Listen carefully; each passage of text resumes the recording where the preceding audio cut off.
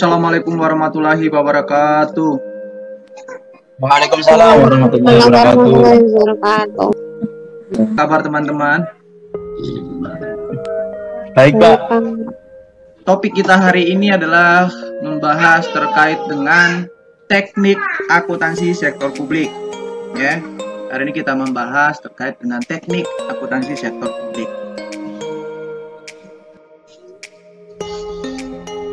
Dalam teori akuntansi sektor publik, ya, di mana pengembangannya itu sangat bergantung kepada apa? Kepada perkembangan ilmu akuntansi, ya.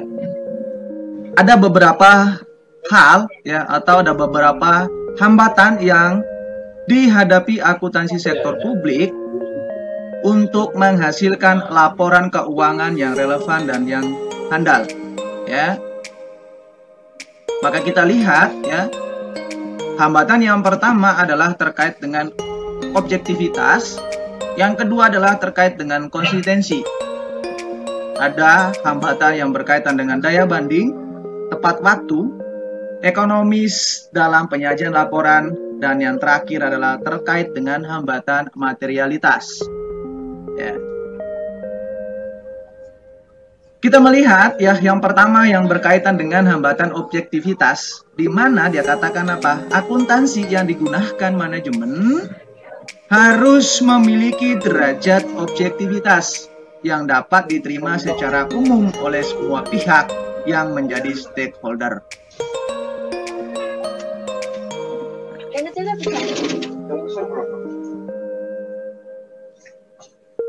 Lalu yang kedua adalah terkait dengan hambatan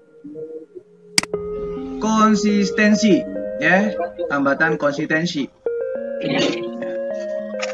Dalam hambatan konsistensi ini, dia mengatakan apa? Penggunaan metode akuntansi yang sama untuk menghasilkan laporan keuangan selama beberapa periode berturut-turut.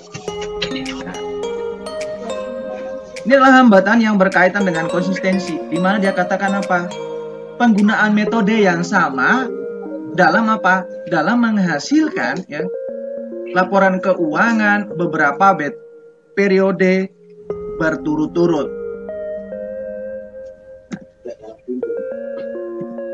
Lalu yang ketiga terkait dengan apa? Hambatan yang berkaitan dengan daya banding. Nah, hendaknya itu laporan keuangan itu dapat diperbandingkan antara apa? Antara periode waktu dan dengan instansi lain sejenis. Lalu terkait dengan apa? Terkait dengan hambatan tepat waktu. Hambatan tepat waktu dia katakan apa? Laporan keuangan harus disajikan tepat waktu agar dapat digunakan sebagai apa? Sebagai dasar pengambilan keputusan. Nah, yang kelima, ya, yang berkaitan dengan ekonomis dalam penyajian laporan, di mana dia katakan apa? Penyajian laporan keuangan membutuhkan biaya. Di mana semakin banyak informasi yang dibutuhkan, maka semakin banyak pula biaya yang dibutuhkan. Dan ternyata, ya, penyajian laporan keuangan itu membutuhkan biaya, ya. Di mana dia katakan apa? Semakin banyak informasi yang dibutuhkan, maka semakin banyak pula biaya yang dibutuhkan. Nah, yang terakhir yang berkaitan dengan hambatan materialitas. Nah, hambatan materialitas ini dia katakan suatu informasi dianggap material apabila dapat mempengaruhi keputusan. Nah, inilah hambatan dalam penyajian laporan keuangan atau menghasilkan laporan keuangan yang handal yang berkaitan dengan apa? Teori akuntansi sektor publik. Ini adalah materi penghantar, ya, materi penghantar sebelum kita masuk, ya, kepada materi inti yang berkaitan dengan apa? Teknik akuntansi sektor publik.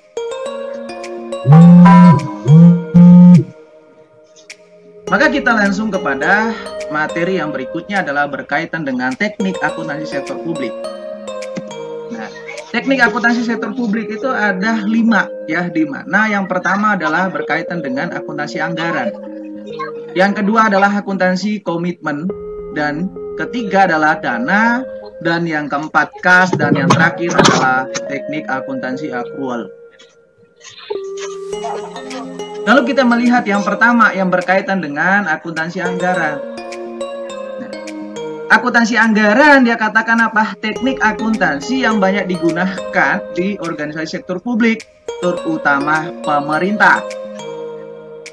Ya, di mana yang meliputi yang berkaitan apa? Akuntansi anggaran mencatat dan menyajikan akun operasinya sejajar dengan anggarannya. Dan yang kedua dia katakan teknik akuntansi anggaran dapat membandingkan secara sistematis dan kontinu jumlah anggaran dengan realisasi anggaran. Dan yang terakhir dia katakan apa? Mengacu pada praktek yang dilakukan oleh banyak organisasi sektor publik, ya, khususnya pemerintah, dalam upaya apa? Upaya menyajikan akun-akun operasinya dengan menggunakan format yang sama dengan anggaran. Nah, akuntansi anggaran ini memiliki tujuan, ya. Teknik akuntansi anggaran ini memiliki tujuan. Nah, di mana dia katakan apa? Menekankan peran anggaran dalam siklus perencanaan. Nah, yang kedua adalah pengendalian dan pertanggungjawaban. Nah, ini adalah tujuan, ya, tujuan dari apa? Akuntansi anggaran. Dia katakan menekankan peran anggaran dalam siklus apa? Siklus perencanaan, siklus pengendalian, dan pertanggungjawaban.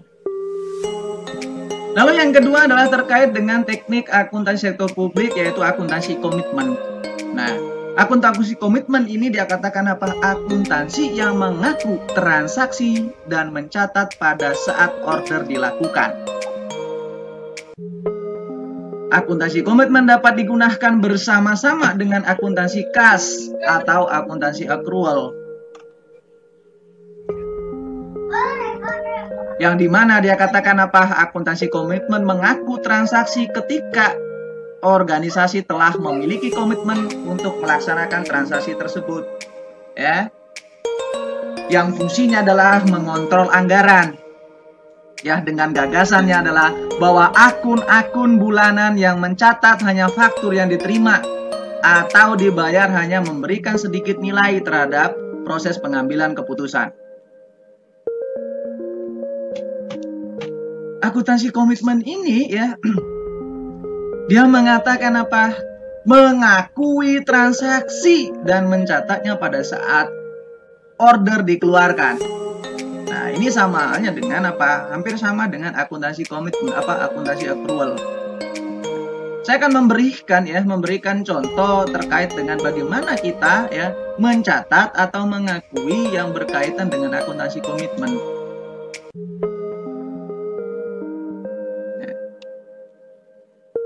Dimana di situ dia katakan apa? Seorang kepala sekolah pesan, ya, atau memesan 1000 kotak kapur tulis kepada pemasok yang telah dipilih dengan harga 50.000 per kotak. Pada saat pesan dibuat dan dikirim, maka kepala sekolah mendebet beban dan kredit, bukan utang dan kas. Ya. Dimana dia katakan apa? Seorang kepala sekolah melakukan pesanan 1000 kotak kapur tulis kepada pemasok yang telah dipilih, di mana harganya adalah 50.000 per kotak. Nah, pada saat itu, ya, dilakukan atau dibuat pesanan, maka dilakukan pencatatan dengan mendebet beban. Dan kreditnya adalah bukan utang dan kas. Lalu pertanyaannya adalah, bagaimana jurnal yang benar untuk mencatat transaksi tersebut? Nah, pada saat pesan, jurnalnya akan mendebet kapur tulis, dan kreditnya adalah apa? Pesanan kepada pemasok.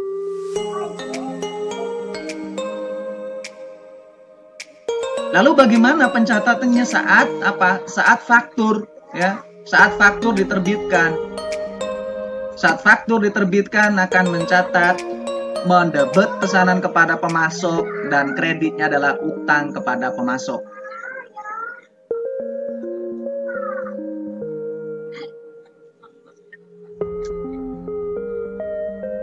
Nah inilah sebuah ilustrasi atau suatu ilustrasi yang berkaitan dengan apa? Akuntansi komitmen. Ya, yang berkaitan dengan akuntansi komitmen.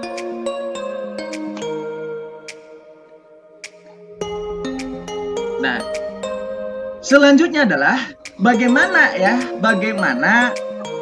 jika ada kekeliruan dalam mencatat, ya. Atau bagaimana jika ada persediaan yang masih ada, kan gitu, ya. Saya akan memberikan satu ilustrasi lagi yang berkaitan dengan apa? Yang berkaitan dengan koreksi. Nah, contohnya adalah jika barangnya dikirim atau jumlah fakturnya lebih atau kurang dari jumlah yang dicatat dalam suatu pesanan, maka harus dibuat jurnal koreksi, ya. Maka harus dibuat jurnal koreksi. Di mana dari contoh sebelumnya adalah yang dicatat dalam faktur lebih besar dari harga yang sesungguhnya. Oke, ya. Yang dicatat dalam faktur adalah lebih besar dari harga sesungguhnya. Bagaimana jurnal yang terbentuk, ya? Jika jumlah yang tercatat dalam faktur itu lebih besar dari harga yang sesungguhnya. Jika dia mencatatnya itu lebih besar 5.000 gitu kan, ya. Lebih besar 5.000 atau 5 juta. Maka utangnya menjadi 55 juta, ya. Sehingga jurnalnya akan seperti ini, ya. Debit rekening pesanan kepada pemasok dan debit kapur tulis, dan kreditnya adalah utang kepada pemasok, ya. Nah, ini artinya apa? Artinya organisasi itu mengaku pesanan sebagai komitmen untuk menimbulkan pengeluaran, dan akun ini mencatat apa? Mencatat komitmen secara berkesinambungan. Baik, saya lanjut ya kepada akuntansi dana, ya. Akuntansi dana di mana dia katakan apa? Sumber daya keuangan untuk organisasi nirlaba atau institusi pemerintah mempunyai keterbatasan penggunaan. Ya, ada keterbatasan di sana, di mana ada yang namanya ya pengikat. Ya. Ada pengikat. Nanti saya akan jelaskan. Yang kedua, di mana dia katakan apa? Dana-dana tersebut dibatasi penggunaannya untuk tujuan atau aktivitas tertentu yang terkadang merupakan syarat dari pihak eksternal. Oke. Nah, yang ketiga apa? Untuk mengakomodasi keadaan itu, organisasi sektor publik membuat dana-dana dalam sistem akuntansinya. Ya. Dan yang berikutnya adalah pemasukan organisasi sektor publik diklasifikasikan ke dalam dana tersebut dengan tujuan apa? Dengan tujuan dan maksud tertentu. Ya. Yang terakhir adalah sistem dana ini merupakan alat contoh, ya. Dalam sebuah perguruan tinggi, ya, yang dimana perguruan tinggi adalah perguruan tinggi negeri, dimana dia akan mendapatkan yang terkait dengan hibah atau yang terkait dengan sumbangan. Ya, ada sumbangan dari seorang alumni misalnya. Ada sumbangan dari alumni. Sumbangan tersebut adalah berupa dana untuk apa? Untuk kebutuhan pembelian 2 unit komputer. Nah, pada saat dilakukan atau diberikan dana tersebut, ya, di mana si pemberi dia mengatakan uang tersebut adalah kegunaannya untuk pembelian apa? Pembelian 2 unit komputer. Sehingga keterbatasannya di mana? Keterbatasannya adalah penggunaan dana tersebut. penggunaan dana tersebut tidak bisa digunakan ya, tidak bisa digunakan untuk kepentingan yang lain selain untuk kepentingan pembelian 2 unit komputer. Nah, itu yang dimaksud ya, itu yang dimaksud ya, katakan apa ya, terkadang ada syarat dari pihak eksternal. Beda lagi kalau misalnya gini, beda lagi kalau misalnya si pemberi atau memberi donasi ini dia tidak akan memberikan instruksi atau informasi apapun ya, sehingga penggunaannya tidak dibatasi. Kalau ada ada instruksi atau ada syarat yang diberikan oleh si donatur, maka itu akan mengikat ya, dana itu diikat. Nah, jika diikat maka tidak bisa digunakan untuk kepentingan yang lain, hanya untuk kepentingan yang sesuai dengan syarat atau instruksi yang diberikan oleh si donatur. Nah, itu yang dimaksud dengan apa? Yang dimaksud dengan akuntansi dana, yang dimana tadi dia katakan apa? Penggunaannya terbatas. Ya, penggunaannya terbatas. Lalu yang berikutnya adalah ya, yang berikutnya juga dia katakan terkait dengan akuntansi dana, dia mengatakan kesatuan fiskal dan kesatuan akuntansi yang berdiri sendiri. Nah, ini ya, terdapat sekumpulan rekening untuk mencatat mutasi kas atau sumber-sumber lain yang bersifat saling berimbang, mempunyai tujuan penggunaan tertentu, sama dengan yang tadi dia katakan. Ya, habis itu yang terakhir dia katakan apa? Ada ketentuan atau peraturan perundang-undangan yang mengatur mengenai pembentukan dana dan penggunaannya serta pembatas-pembatasnya. Selanjutnya juga dia katakan apa? Ya, akuntansi dana ini bersifat apa? Expendable. Ya, di mana dana yang berasal dari pajak, bea dan sumber-sumber lain untuk membiayai aktivitas yang bersifat non-bisnis. Ya. Habis itu dana yang dikeluarkan tidak memiliki kepastian. Contohnya terkait dengan penanggulangan bencana alam. Ini yang berkaitan dengan expendable. Nah. Lalu yang kedua yang bersifat non-expendable, di mana dananya itu berasal dan dipergunakan untuk aktivitas yang bersifat bisnis. Ya, saya mengambil contoh di situ yang berkaitan dengan penyediaan air bersih. Lalu yang berikutnya adalah terkait dengan apa? Yang berikutnya adalah terkait dengan akuntansi kas. Ya, yang berikutnya adalah terkait dengan akuntansi kas. Nah, akuntansi kas ini dia katakan apa? Pengakuan dan pencatatan transaksi ekonomi hanya dilakukan apabila transaksi tersebut menimbulkan perubahan pada kas. Itu sudah pasti ya. Kalau akuntansi kas itu ya, jika transaksi tersebut langsung berpengaruh terhadap perubahan kas. Apakah kasnya bertambah atau kasnya itu berkurang. Nah, penerapan akuntansi kas ya dan pendapatan dicatat pada saat kas diterima, dan pengeluarannya juga dicatat ketika kas itu dikeluarkan. Dan yang ketiga dia katakan apa? Perubahan aktiva tetap dan kewajiban jangka panjang tidak diakui. Jika ada transaksi yang berkaitan dengan perubahan untuk aktiva tetap dan kewajiban, itu tidak diakui. Ya, tidak diakui. Nah, saya ngambil contoh misalnya ya. Dalam akuntansi kas, saya akan memberikan contoh misalnya sebuah organisasi membeli kendaraan seharga 200 juta. Ya, maka jurnal yang terbentuk adalah ya, mendebet belanja kendaraan dan mengkredit kas. Ya, mendebet belanja kendaraan dan mengkredit kas.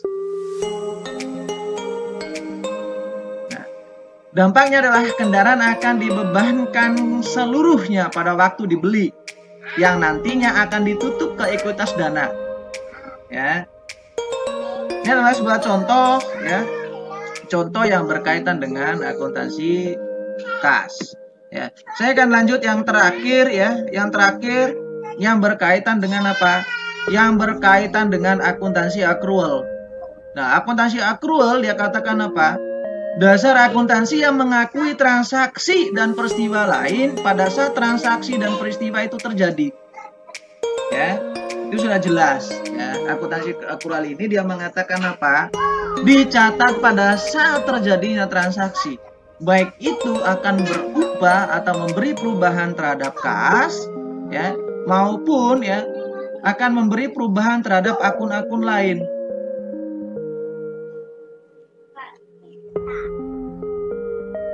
Nah, yang kedua dia katakan pengaplikasian accrual basis dalam akuntansi sektor publik pada dasarnya adalah untuk menentukan cost of service dan apa? Charging for service, ya.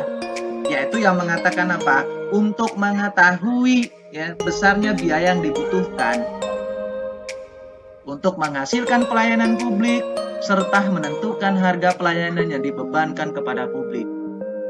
Nah, dalam sektor publik yang berkaitan dengan akuntansi akrual ini dia katakan apa ya? Dia katakan apa? Pengaplikasiannya adalah untuk apa? Mengetahui besarnya biaya yang dibutuhkan untuk menghasilkan pelayanan ya, pelayanan kepada publik. Nah, serta menentukan harga pelayanan yang dibebankan. Lalu yang ketiga dia katakan apa? Akuntansi basis accrual ini membedakan antara penerimaan kas dan hak untuk mendapatkan kas, serta pengeluaran kas dan kewajiban untuk pembayaran kas.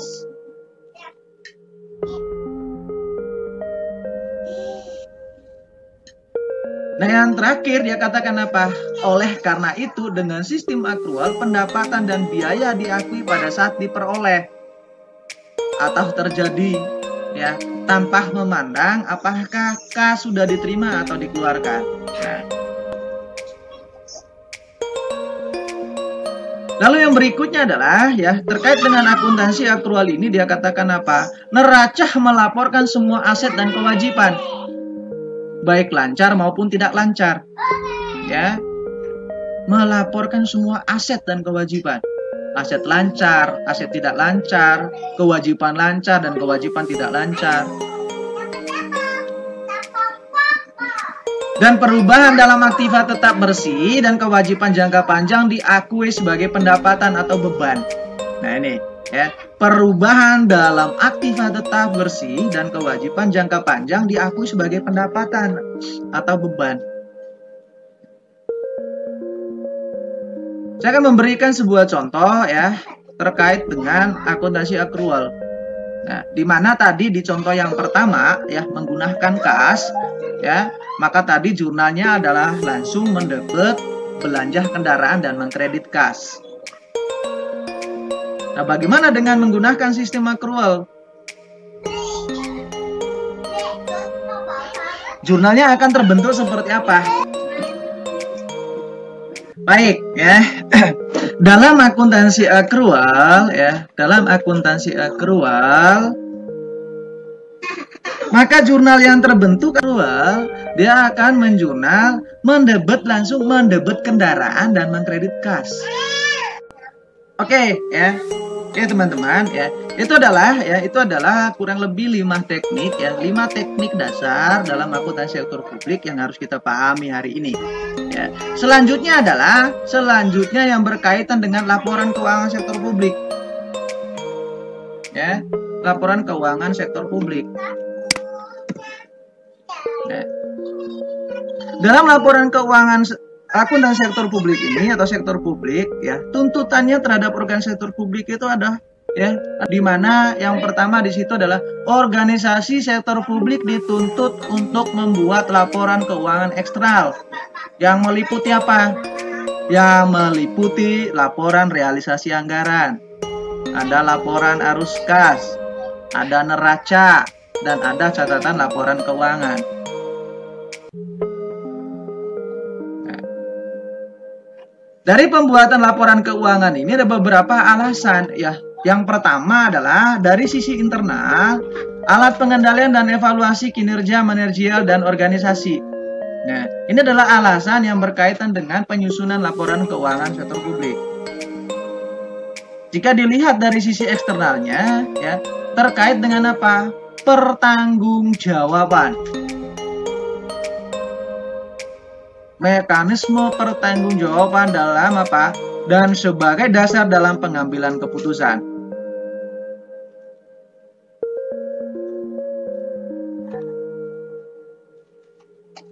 Lalu pertanyaannya adalah bagaimana siklus gitu ya? Bagaimana siklus yang ada dalam laporan keuangan sektor publik? Ya, siklusnya seperti apa? Apakah sama dengan akuntansi komersil? Ya, siklus akuntansi secara umum. Ya. Jawabannya adalah sama, ya. Jawabannya adalah sama. Ya. Namun sedikit ada perbedaan. Kita akan lihat bersama, ya. Dalam siklus akuntansi keuangan sektor publik, yang pertama adalah yang berkaitan dengan kita mengidentifikasi dan pengukuran dalam bentuk bukti transaksi, itu sudah jelas. Ya. Langkah kedua adalah terkait dengan pencatatan bukti transaksi ke dalam buku harian atau jurnal.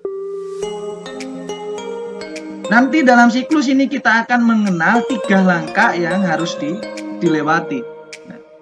Langkah yang kedua adalah terkait dengan apa? Menyusun neraca saldo. Ada ayat jurnal penyesuaian, kertas kerja, jurnal penutup, setelah penutupan, dan jurnal pembalik. Lalu yang terakhir adalah terkait dengan laporan kinerja. Ada laporan arus kas, ya. Ini adalah ya langkah-langkah atau ya siklus dalam akuntansi sektor publik, ya, yang dimana harus ya dikelompokkan dalam 3 langkah utama.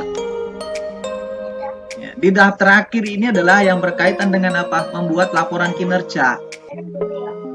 Ada membuat laporan arus kas, perubahan ekuitas, neraca, ya. Dan ada laporan realisasi anggaran, dan juga ada laporan surplus dan defisit. Oke. Nanti bentuknya apa atau bagaimana prakteknya? Mudah-mudahan kita akan nyampe di sana, ya. Mudah-mudahan. Oke, ya. Yang berikutnya adalah yang berkait dengan tujuan dan fungsi, ya. Apa sih tujuan dan fungsi dari laporan keuangan sektor publik? Yang pertama adalah terkait dengan kepatuhan dan pengelolaan. Habis itu yang berkaitan dengan akuntabilitas dan pelaporan retrospektif, ya. Habis itu ada perencanaan dan informasi otorisasi, ada kelangsungan organisasi, hubungan masyarakat, sumber fakta dan gambaran, ya. Ini yang berkaitan dengan apa? Tujuan dan fungsinya. Habis juga apa? Memberikan informasi keuangan untuk menentukan dan memprediksi aliran kas, saldo neraca, dan kebutuhan sumber daya finansial jangka pendek. Ya, habis itu juga memberikan informasi keuangan untuk menentukan dan memprediksi kondisi ekonomi.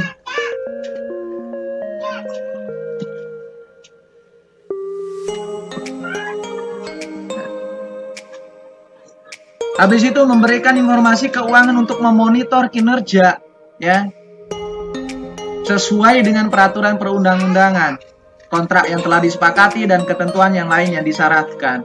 Nah, ini adalah tujuan dan fungsi yang berkaitan dengan ya pengeluaran atau penyusunan laporan keuangan. Nah.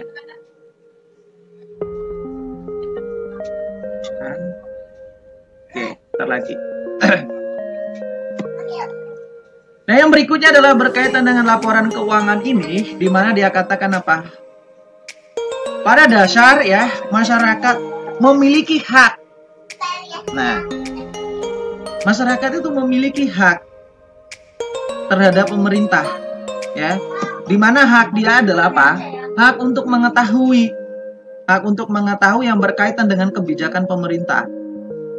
Ada keputusan yang diambil pemerintah, alasannya dilakukan suatu kebijakan dan keputusan tertentu. Habis itu hak untuk didengar aspirasinya. Habis itu hak untuk diberi informasi yang meliputi hak untuk diberi penjelasan secara terbuka atas permasalahan-permasalahan tertentu yang menjadi perdebatan publik.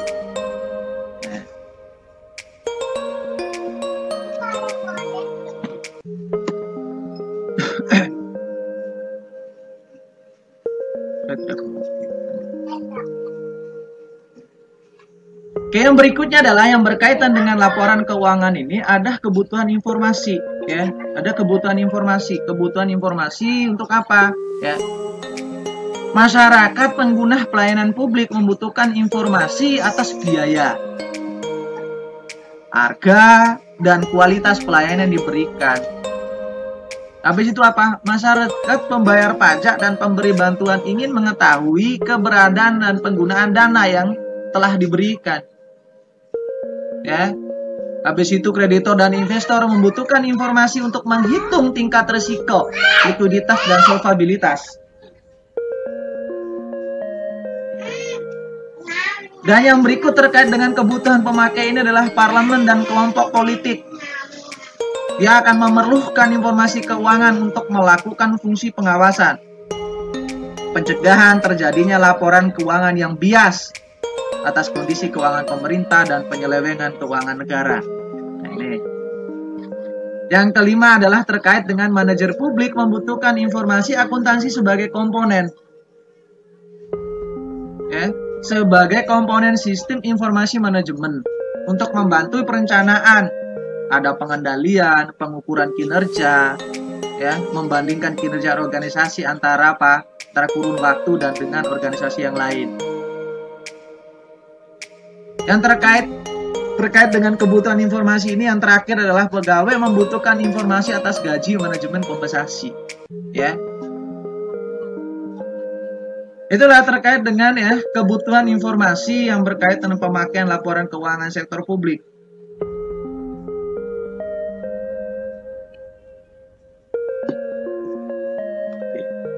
Ya, sehingga sampai pada kebutuhan informasi pemakaian laporan keuangan ini, maka pertemuan kita juga untuk materi hari ini sudah cukup sampai di sini. Ya, kita cukup sampai di sini.